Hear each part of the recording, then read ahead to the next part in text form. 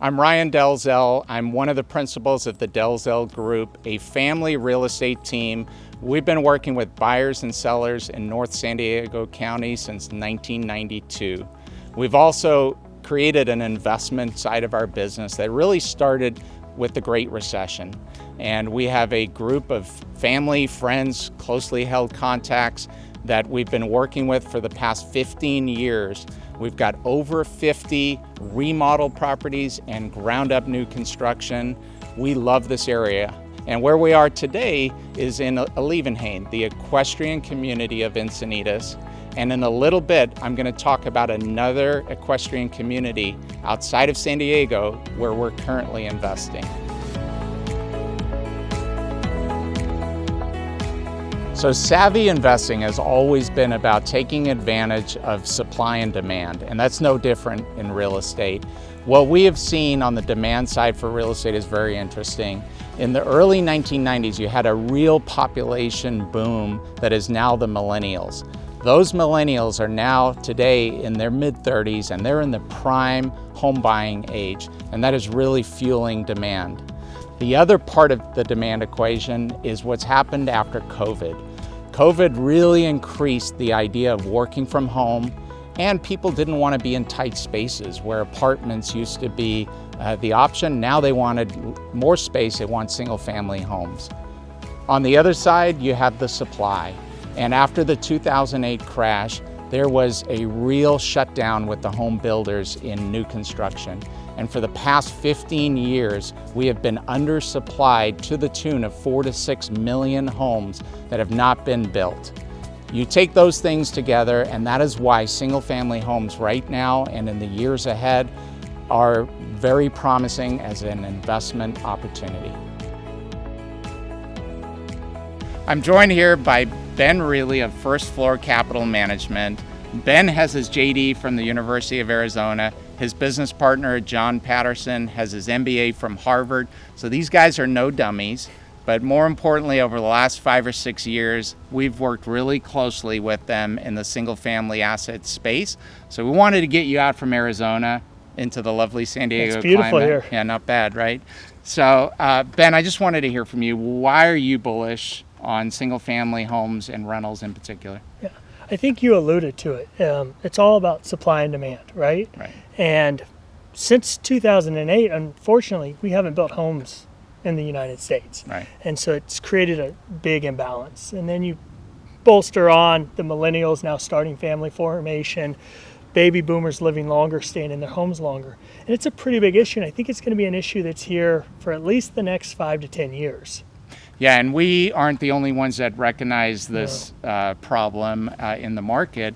It's also caught the attention of Wall Street, the institutions, and I know this is really where your expertise is. So can you speak to what these kind of groups are looking for specifically with real estate? Yeah, I think you have to go back to 2012, kind of when Wall Street started buying single family homes. Mm-hmm. And at the time, they were buying at a steep discount, and they knew it was a good deal because they were buying the homes well below market or well below replacement cost. Sure. You fast forward 6 to 7 years, and what they realized is that single family homes in a portfolio, it's a very secure, stable, cash flowing asset. Mm-hmm. And the single family home asset class was kind of formed during that time. Yeah. And so Wall Street, institutional investors, they're looking for 3-bed, 2-bath, quality homes, mm-hmm. built 1980 or newer, in kind of aspirational areas, high income, good schools, mm-hmm. where you would want to raise your family. Exactly. And, I think there's a lot of people looking for that right now. That's why across the country you see that there's such a shortage. Mm-hmm. People want to raise their family in these areas. Institutions want to own properties in these areas. And there's not a lot of them out there that are available. So how are we taking advantage of that in terms of the strategy, and maybe speak to the areas where they're looking to buy? Yeah, so from a strategy perspective, when you think about institutional investors, they want to buy thousands of homes mm-hmm. At a time, ideally. Mm-hmm. And the standard seller has one home. Yeah. And we kind of sit in the middle. We work with the individual sellers who, they may need to sell quick, or they may need to do a lease back, and we craft offers that appeal to them, where we can buy at a slight discount. We roll them up in portfolios and then have them available for institutions to come along and buy in 100 or 200 home portfolios. And this is where we've also been able to add value. And Exactly. Our expertise here in San Diego, remodeling homes, we've been able to add some of that to the properties that we're buying, getting them up to date with nicer finishes that both a homeowner would want to buy or an institution. They have their buy box, like you said, that is taken advantage of. Exactly. And I think as you look out across the country, there's about 15 markets where institutions have been buying for a couple of years now, and they have portfolios of hundreds of homes. Right. There's also a lot of markets that have the same underlying economic characteristics, population characteristics, that have not had that same exposure from institutions buying the single-family homes. Those are the markets that we now target. So Louisville, Kentucky, for example, has many of the same characteristics as an Indianapolis or a Kansas City, but there's not a huge institutional presence. Yeah. And so we're there today building portfolios of quality aspirational single-family homes Right. at a scale that is attractive to an institution when they want to open up that market. Yeah. And this is where, when you brought us an option of some of the markets that we might want to target as secondary markets, Louisville was an interesting one. Here we are in San Diego, where the high cost of living and affordability is a real issue, but affordability is an issue across the country. Absolutely. And Louisville was attractive because it has one of the highest income to home price ratios, making it more affordable. It's also a very interesting market in terms of job growth. UPS has their global headquarters there. Ford is building a $6 billion EV battery plant that's going to bring 5,000 employees to the area. So those demographics and the job growth and the population growth, to me, made a lot of sense. And what makes Louisville so appealing to us is the affordability there really gives that market a lot of legs to it.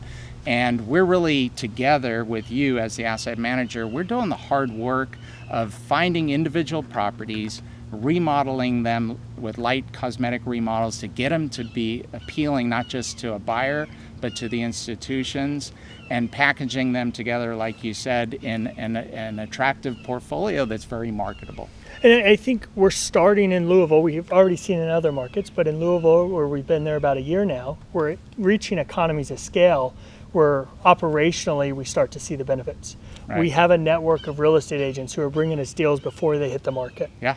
We have great contractors who are able to deliver to our specifications really quality remodels at fair prices.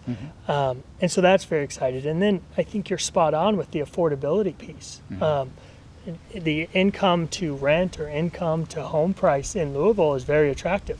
And when interest rates were 2.5%, 3%, this wasn't as big of a deal. Right. But at 6% and 7%, the affordability has become a focal point. Yeah.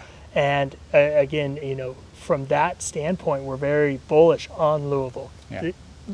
Residents there make good incomes, and whether they're renting or buying, they can afford to pay the prices that we're asking. Sure. There's other markets, when you look at Phoenix or Atlanta, Las Vegas, where that affordability has been lost over the run-up the last couple of years. Right. So yeah, in summary, I'm really excited about what we're doing in Louisville. So in summary, we have identified a growth market that has real potential for the years to come. We're in an asset class that is in real high demand from the institutions, but maybe more importantly is we have a really great team in place. From our expertise helping remodel here properties in San Diego, we've been able to give some insight as to remodeling there in Louisville. Your acquisition team, a property manager that's second to none. All of that team put together makes for a really great investment. It's great when a plan comes together, isn't it? I love it. So if you're looking for more information on this asset class, on investing in Louisville, Kentucky, feel free to reach out to us, contact me, and we'll get more information to you.